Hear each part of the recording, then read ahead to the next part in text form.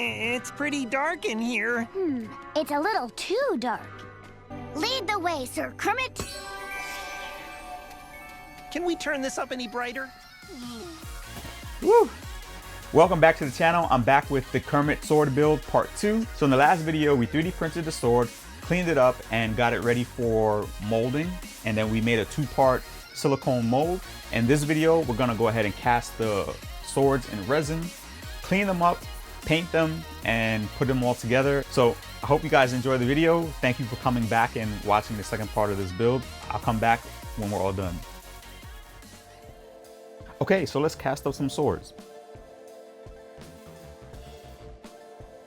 So we have the molds that we made in the last video that are ready for resin casting. Let's start with the blade. For the blade, I'm using Smooth Cast 325 along with some So Strong resin pigment. I started out by dispensing equal parts of Smooth Cast 325 A and B.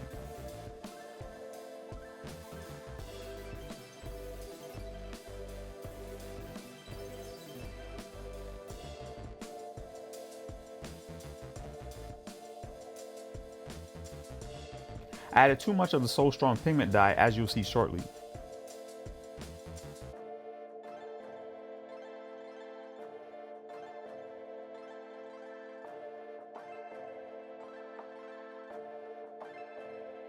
Before mixing part A and B together, I made sure to have my mold close because this particular resin sets up relatively quickly. I mixed both parts and poured it into the mold.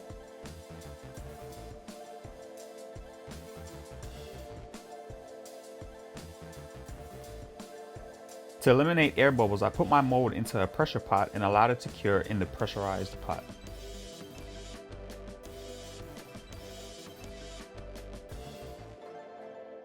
Once the resin was cured, it was time to see how it turned out.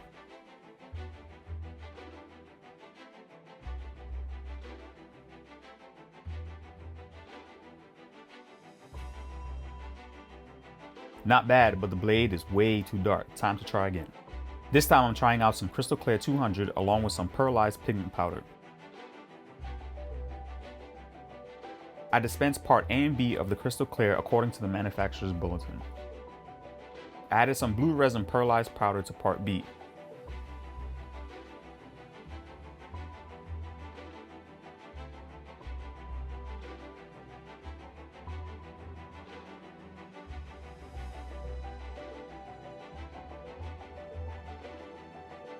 Mix thoroughly before adding it to the vacuum chamber.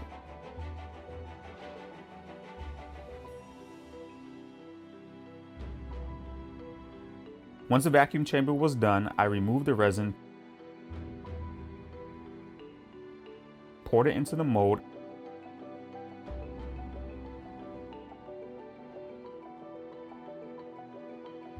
and allowed it to cure overnight in a pressure pot. Time to see what we ended up with.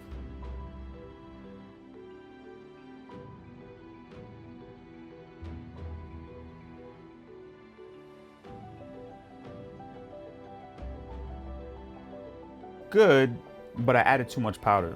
Okay, so third time's the charm.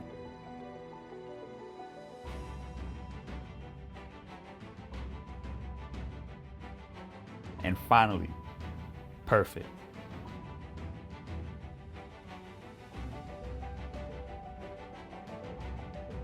Time to clean up the blade. I use my buffing wheel to polish the blades using various polishing compounds.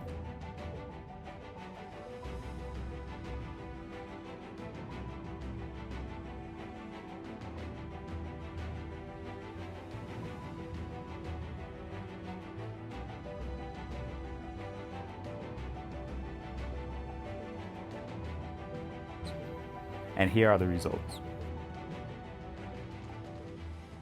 Time to cast up some handles. For this, I'm using Smooth Cast 300. I dispensed equal parts of A and B and added some So Strong black resin pigment. I mixed up the resin thoroughly and poured it into each part of the mold.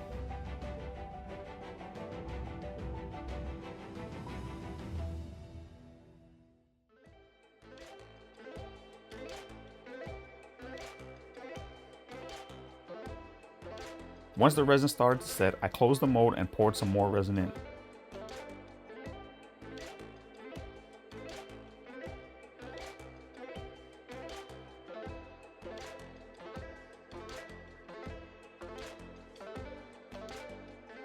I turned the mold upside down to ensure it filled the bottom of the mold and handle where the bottom gem sits.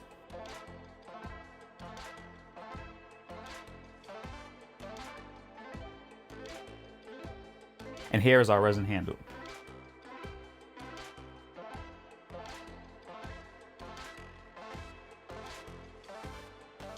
So it's time to paint. I started out by cleaning up the handle a bit and removing the seam line.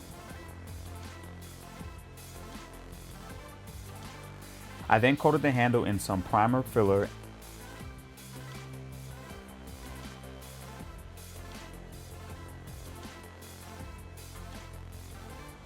And because my garage was cold, I used a hairdryer to help it dry faster.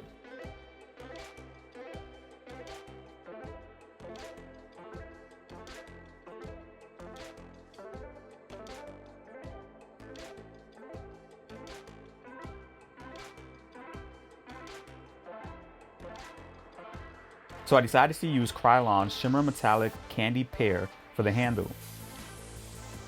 It has a really nice glitter effect when sprayed on.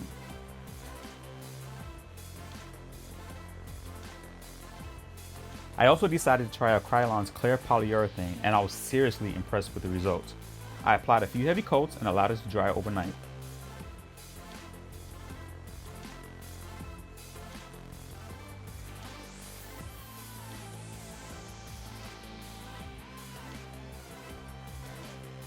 Okay, for the second handle, I'm using Multos Chrome for the base coat.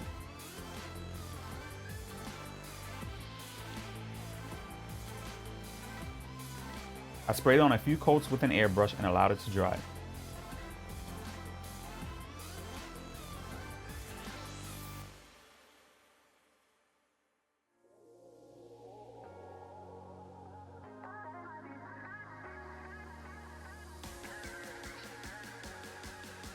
I added a little bit of weathering using my airbrush around the edges of the handle.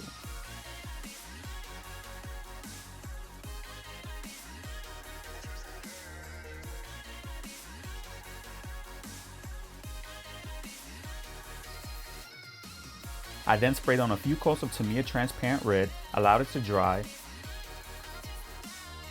applied a few coats of Clear Polyurethane, and here are the results.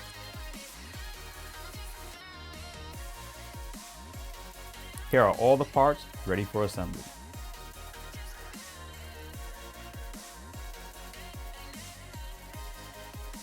The smaller gems were cast using Smoothcast 325 and polished on the buffing wheel.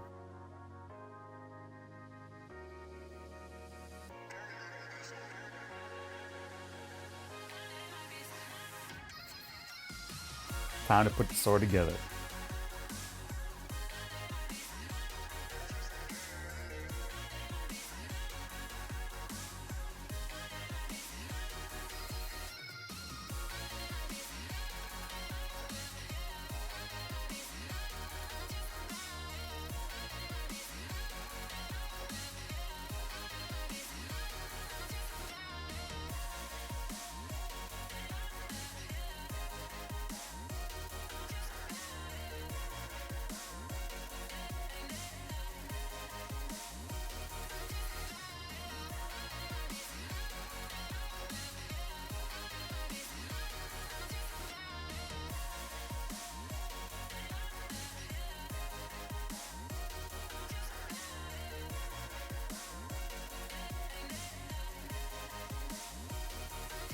And here are the finished swords.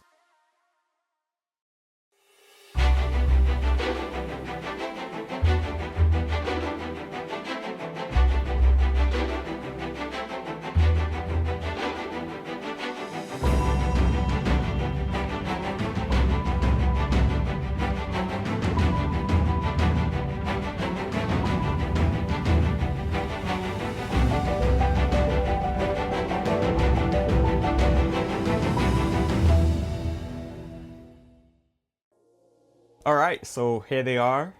These are the swords. They're not that big. I wanted them to scale. So I used my son, my youngest son, to kind of scale. I figured he was probably the same height as Kermit, judging off of the nanny in the cartoon. So I figured my 2-year-old was about the height. So I kind of used him as reference. I had him hold a measuring tape. I kind of based my measurements off of that. So I think this is about 15 inches or so. And after I printed it and put it together and had him hold it, it kind of matched up. Well, it looked like it matched up to the picture that I had and used for reference with Kermit holding the sword. So super happy with the size, happy with the finish. So for the gems, I know I didn't show this process. The gems, I did use some of the pigment powder and it gave it a real cool effect. And the one detail that I did leave off of this handle is in the cartoon, the ring here is green. I just kind of wanted my own spin on it to make it look more real. I'm also going to experiment with putting a light in the handle so that the blade can light up. Super happy with the red sword. I really like this. This was my first time doing, I guess it's a candy coat. I picked up the multi-chrome tip from Norm over on Tested. We used it for the Inspector Gadget build that we did on Twitch. And I was really impressed with how it has a real nice chrome effect. So I used that. Oh, side note, these are heavy. It's nice to have something with weight versus something that's 3D printed, doesn't have as much weight. These feel really good and nice and sturdy. Oh, and another side note, I ended up using epoxy to glue the blades in. The blade was actually breaking loose from the handle. So I ended up using 5-minute epoxy, and then these are not going anywhere. They're nice and sturdy. All right, guys, so that does it for this video. I hope you guys enjoyed this small, very small series. I do have some more videos coming out. I actually have a new video coming out next week that's totally not 3D printer related. Something new I want to introduce to the channel, so be on the lookout for that. If you want to keep up to date with the things that I'm doing, you can follow me on Instagram at TheBrokenNerd83, and you can follow me on Twitter at TheBrokenNerd83. So again, thank you all so much for tuning in. I really hope you enjoyed the video and you enjoyed the build. Until next time, peace and love. God bless.